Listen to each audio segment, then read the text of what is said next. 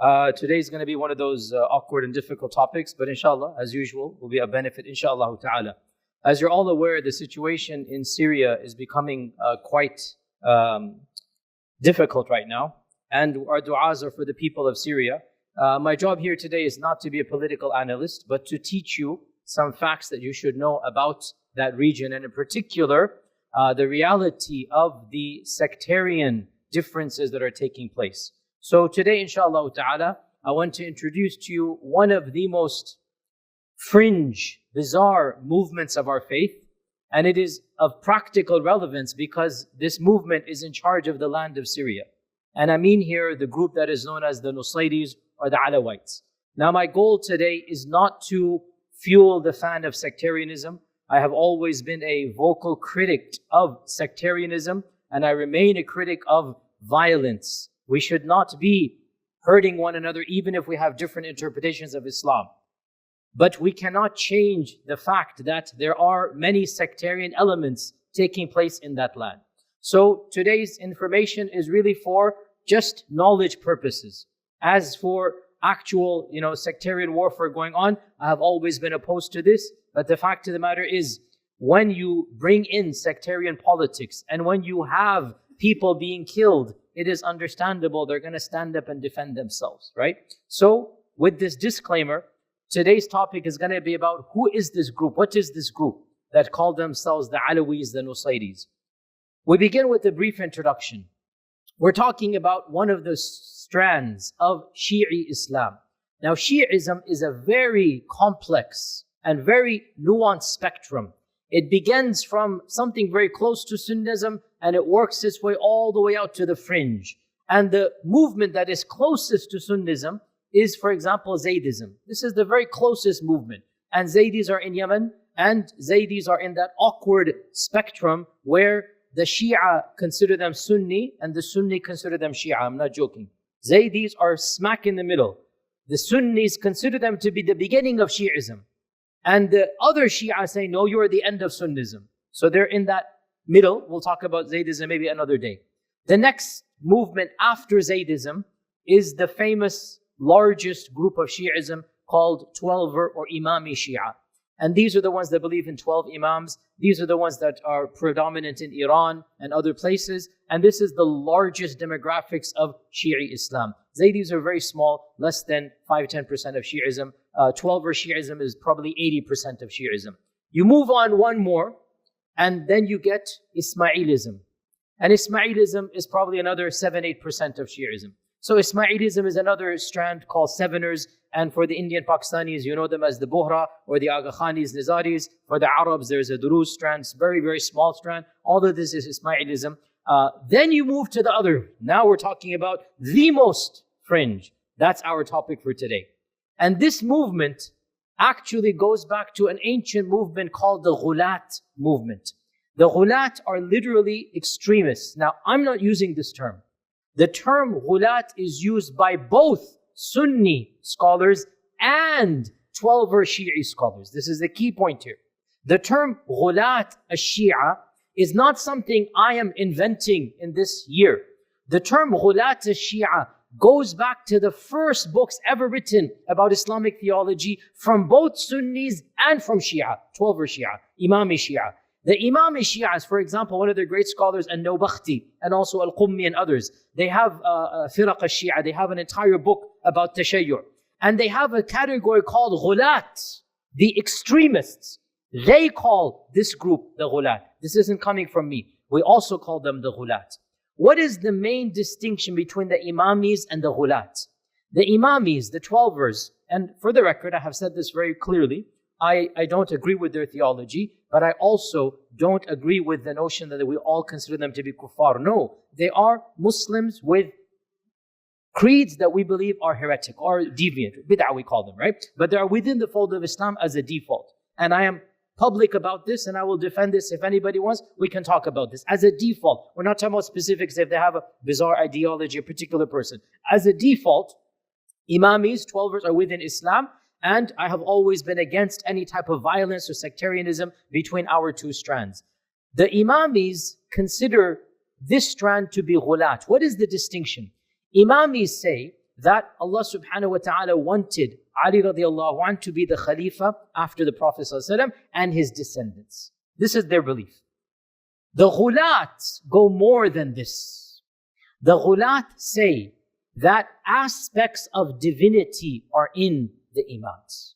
This is the distinction between the Imamis and the Gulats. The Imamis do not claim divinity at all. They do not say that our Imams are manifestations of God. They don't say this. As for the Gulat, which is the most extreme sect or strand of Shi'ism, from the beginning, and this goes back all the way to the first century of the Hijrah, there was a movement within Iraq, within Kufa, called the Kaysanis, and the Kaysanis are the first movement of the Gulat. And they literally said that Ali radiallahu anh is a manifestation of God on earth. And the Imamis themselves said, no, we're not going there. We don't agree with you.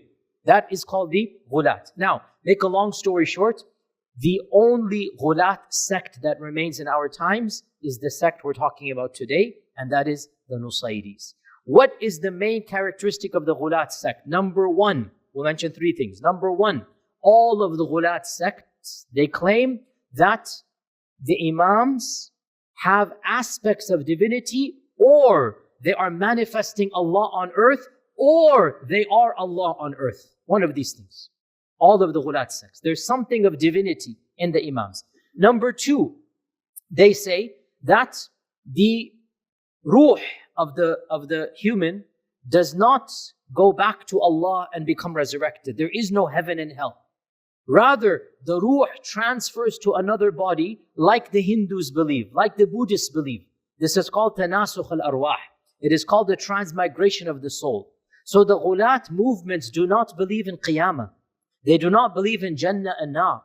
They think if you're good, the ruh goes to a higher body, and if you're bad, it'll go to a lower body. And if you're really good, eventually it will free itself from this world and reunite with Allah, which is essentially straight out of Hinduism and the Far Eastern religions. And by the way, the Gulat movements, including the Nusayris, the Gulat movements, they are combinations of Islam and non-Muslim religions. For example, Christianity, we'll see that today, Gnosticism, Manichaeism, Zoroastrianism. You have aspects of other faith traditions in the Gulat movement. So number two, they don't believe in heaven and hell. They believe in ruh going from body to the body.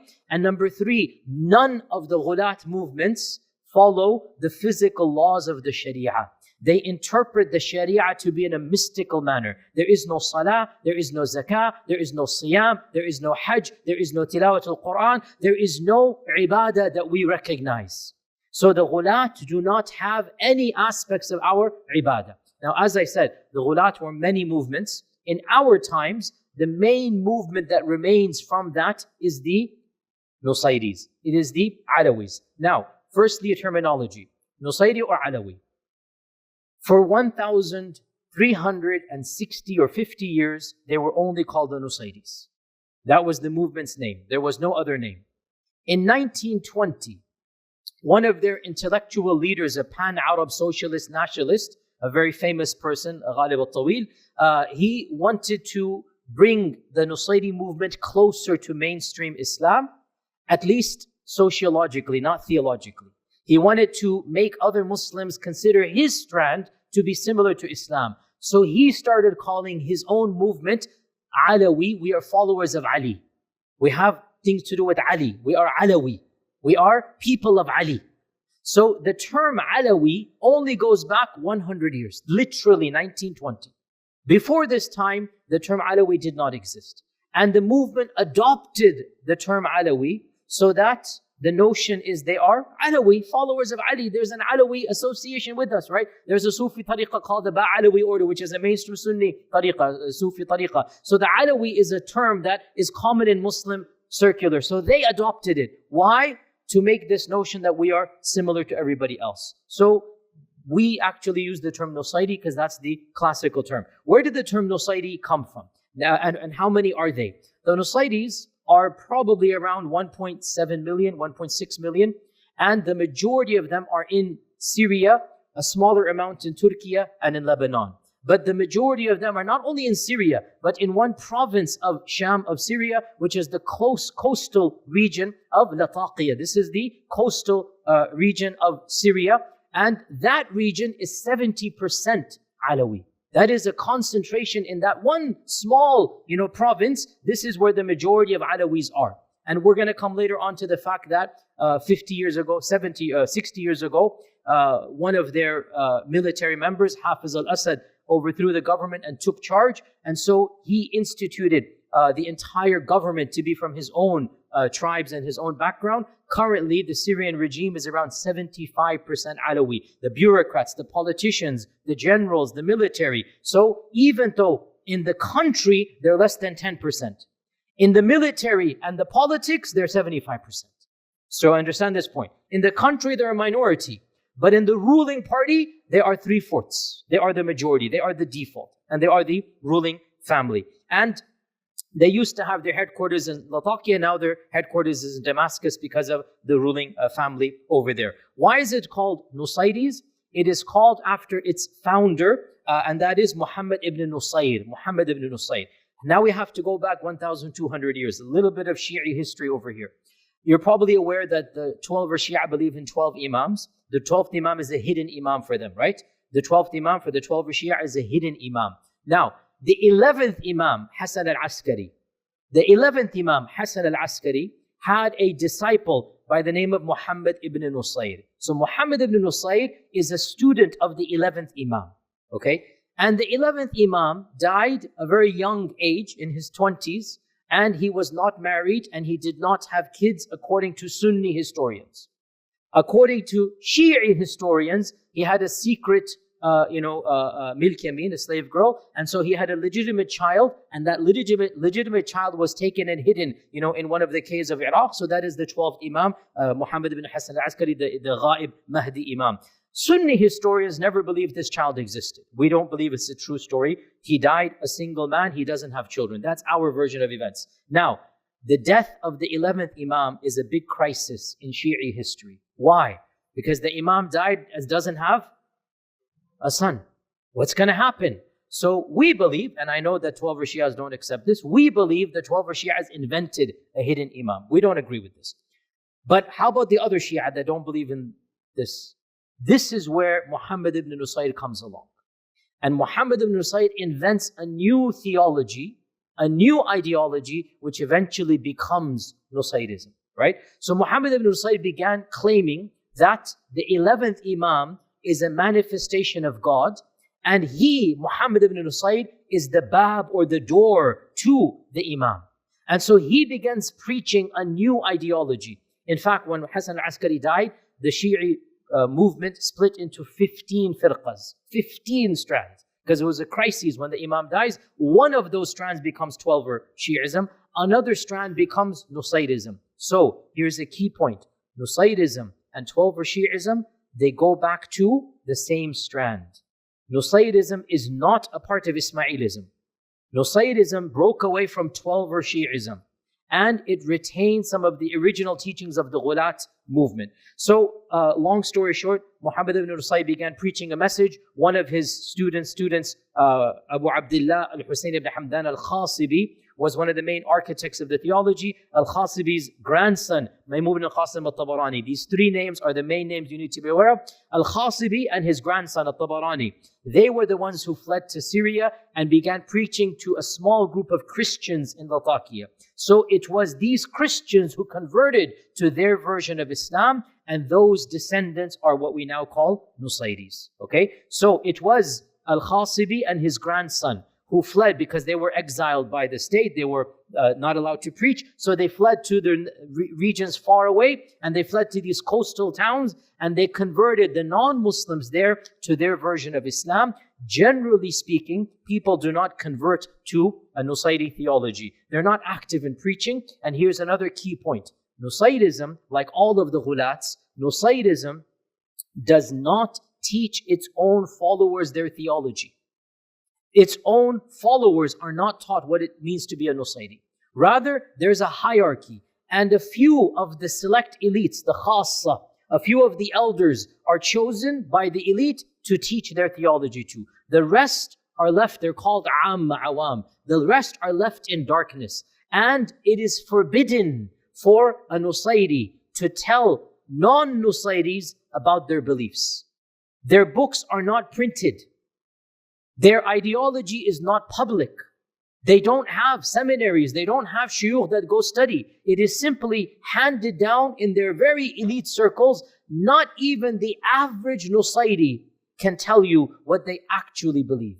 Nusayrism has become a cult that the members are born into, and they don't even know what they believe. It's just a gang, really. And that explains a lot of what you see in that region, because in reality, they don't even know what they believe.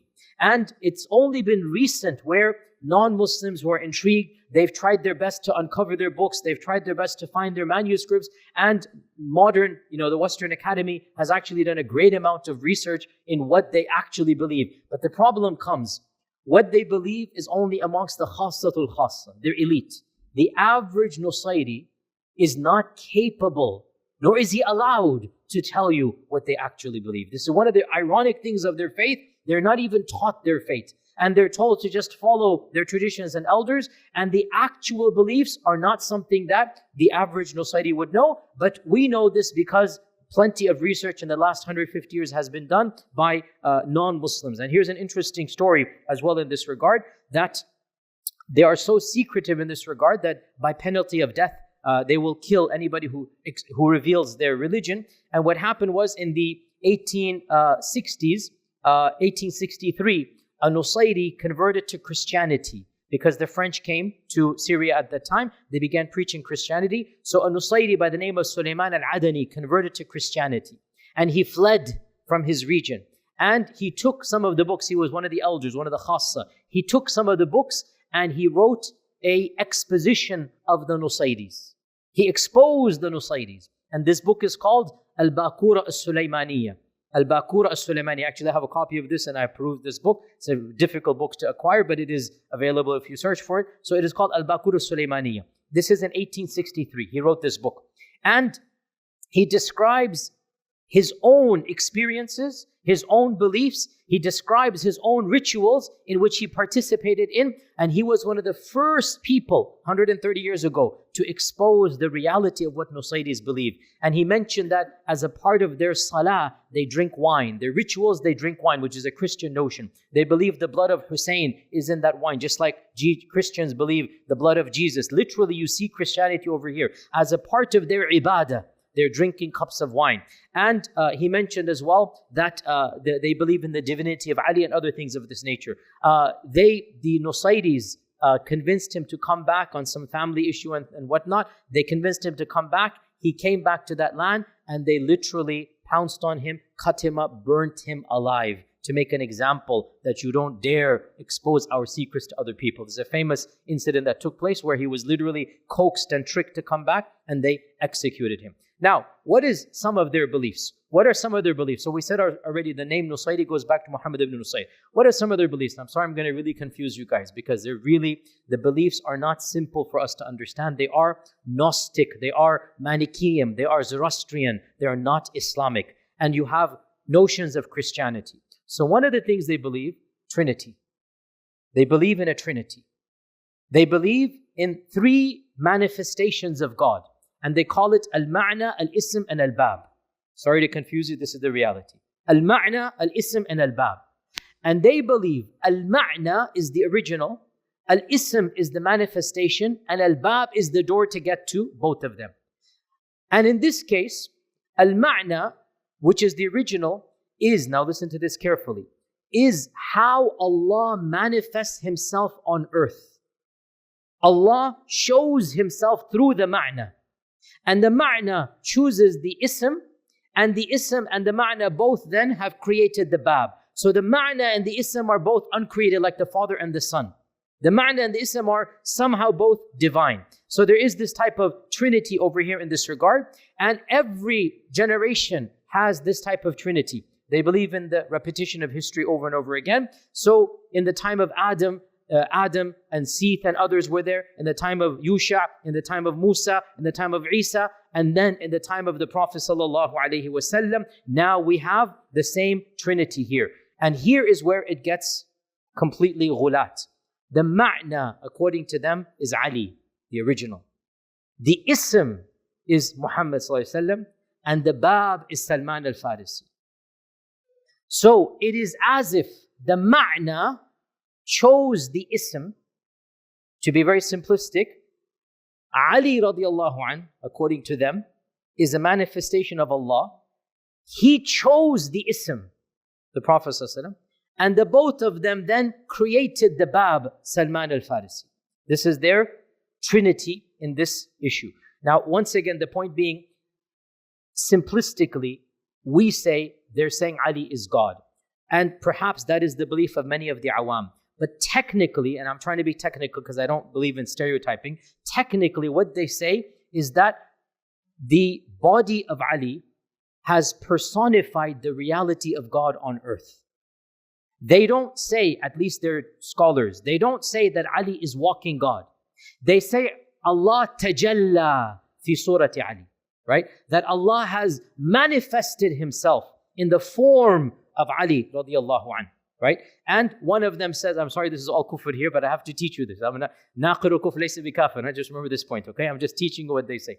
And so they say, and because again, for the record, obviously, I'm not sectarian at all, and I try my best to bring all the groups, at least within Islam, but some groups we draw the line. So if I wasn't clear enough, obviously this group is outside the fold of Islam. There can be no two opinions about this, right? When you believe that Allah manifests Himself in Surah Ali, you have left the fold of Islam. So there's no issue to say this, that these people are not within the fold of Islam. They're outside our kalima, but we need to know who they are. So they say that, and I quote from their books here, and again, I try to be very academic here. So they say, it is not Him, meaning Allah is not Ali, but Allah is not other than Ali either. And in Arabic, La hiyahu wa la huwa ghayruhu. Okay? Again, this is their mystical interpretation, right? La hiya, yani suratu Ali. La hiyahu, the surah of Ali is not God. And yet the surah of Ali is also not God. I.e., we don't affirm He's God, but we don't negate He's God either. Okay, this is their technical language that they say. And so God, Allah manifested Himself 7 times on earth. The last of them was in Surah Ali, in the Surah of Ali. And therefore, Ali radiallahu an created from His light Muhammad sallallahu alayhi wasallam. This is their version, right? From His light, from His nur, Muhammad sallallahu alayhi wasallam came. When I say created, it's again technical. I shouldn't say created because they will say fayadan. They will say that it just came through. That originally it was Ali, and then Muhammad sallallahu alaihi wasallam comes, and then from the both of them you have the Bab or Salman al-Farisi. And they also say then that Jesus Christ was the previous embodiment of God, just like Ali was this. So they have that special status of Ali radiallahu anh, and they have their own versions of the other prophets as well. They also believe that wine, as I said, khamr, it is a symbol of the death of Hussein. And so drinking wine in their rituals symbolizes that Hussein, radiallahu anh, has basically almost died for their sins, like Christians believe. That notion is there, like Christianity believes as well. They believe that, this is very, I'm sorry to say this, but I'm just teaching what they say. Just like Allah manifests Himself in a Trinity, so too Iblis manifests himself in a Trinity in every one of these cycles. So Iblis also has 3. And so in the time of Musa, they say there was Fir'aun and Haman and Qarun. In the time of the Prophet ﷺ, astaghfirullah, but that's what they say, it was Umar, Abu Bakr and Uthman radiallahu anh, right? And Umar is the main. Umar becomes the asl. They call him the Iblis wal Abalisa, like the biggest Iblis. Astaghfirullah, astaghfirullah. And then Abu Bakr comes from him, and then Uthman. So this is their version of, and of course there's a lot of animosity towards them and towards those who respect them. They say that the Salah, the Zakah, the Hajj, all of them are symbols of the various Imams. So to offer the Salah simply means to believe in Hussein. To go for Hajj simply means to affirm one of the Imams, and so on and so forth. So there is no actual Salah or Siyam or Hajj or Tilawah of the Quran. They don't have the Quran as a book that they recite, because every one of these rituals is interpreted to be symbolic. They also believe in the extreme practice of taqiyya and kitman, covering their beliefs. As I said, they're not allowed to preach their beliefs to other people. They believe in the transmigration of the soul, as I mentioned. They do not have masajid. There are no masajid amongst them.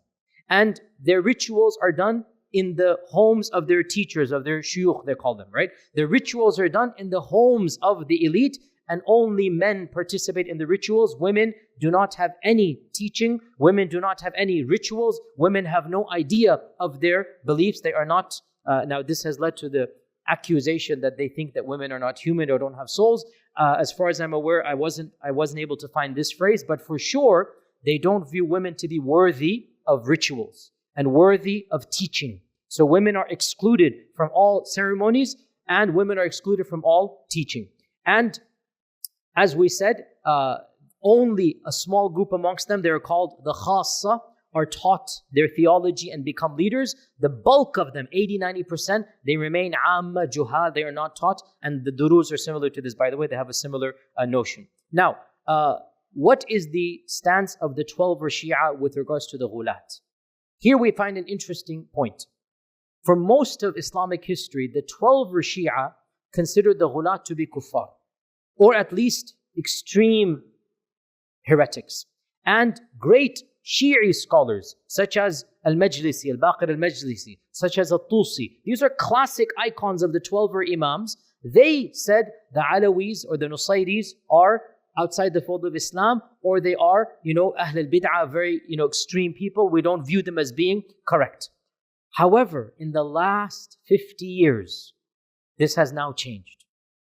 And there is a reconciliation, there is a rapprochement between many of the modern ayatullahs, many of the modern clerics, and between the Nusayris. And so the famous Lebanese cleric Musa al-Sadr, Musa al-Sadr gave a fatwa in which he said that the Nusayris are one of the firaq of the 12ers. They're one of us. One of the firaq, just the one under the madhab amongst us, right? And this is completely contradicting what the classical 12er Imams said, such as Tusi and such as Al-Baqir Al-Majlisi and others. So we now have a rapprochement happening, and the analysis is that Hafiz al-Assad, the father of Bashar al-Assad, made a point to try to bring reconciliation between the Nusayris and between the 12ers for the first time in their history. Otherwise, this had never happened. And Hafiz al-Assad wanted to become more mainstream, so he tried to get some type of taqarub between 12ers and between Nusayris, and that seems to have worked because we now see that some type of alliance is taking place. However, historically, this has not been the case. Now, to summarize some aspects of history, then maybe inshallah we'll continue another day, but I don't want to go too long here. Historically, this movement has never preached outside of itself. This movement did not welcome converts. This movement has been isolated, as we said, in one province in Bilad al-Sham, in Syria. And throughout all of Islamic history, they remained in this one province by and large, and they were considered to be a nuisance to everybody else. They were bandits, thugs, highway robbers. They were not given positions of power and influence. They were isolated, and every visitor that visited them, and you had plenty of visitors. Ibn Battuta went and heard about them. Even in modern times, you had non-Muslims travel through Syria in the 18th, 19th century, and they described the Nusayris as being violent, vicious, backward, uneducated. Everybody despises them because they're just causing nuisance to everybody, destroying livestock, raiding into the villages. So nobody used to like them throughout all of history. In fact, when the Crusaders came, the Crusaders thought they were Muslims for a while, so they were also being persecuted by the Crusaders. When the Crusaders realized that these are not Muslims, they actually invited them into their armies. And a number of them became a part of the Crusader army against the Muslims. This shows you that distinction that existed. And in the time of the Mamluks, the Mamluks attempted to convert them to Sunnism. They sent preachers, they built masjids in that region, but it had no impact whatsoever. In fact, it is said that they took the masjid, the Mamluks built masjids in their cities. They used the masjids to house their sheep and their livestock. The masjids became places where they would house their sheep and their livestock. And if a wanderer wandered through and he saw a masjid and he would give the adhan, they would make fun of this person. What are you doing here? What is this weird noise that you're saying? They had no clue what the adhan was. And therefore, our scholars, Abdul Qahir al-Baghdadi, he said this group is outside the fold of Islam. He's writing 1,000 years ago because this group has nothing to do with Islam because they make Ali radiallahu anhu into a divine manifestation.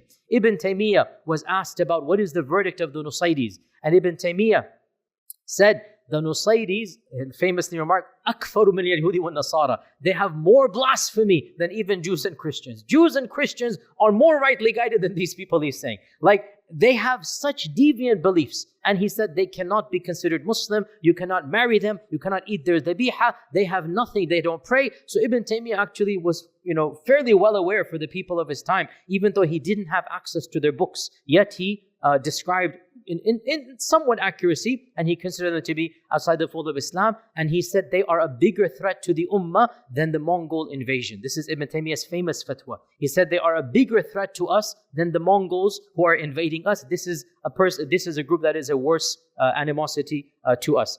To make a long story short, what happened in the last 60, 70 years? When the French came, and it's always the colonizers, when the French came and they colonized this region, they wanted to find a group that they could use against the Sunni majority.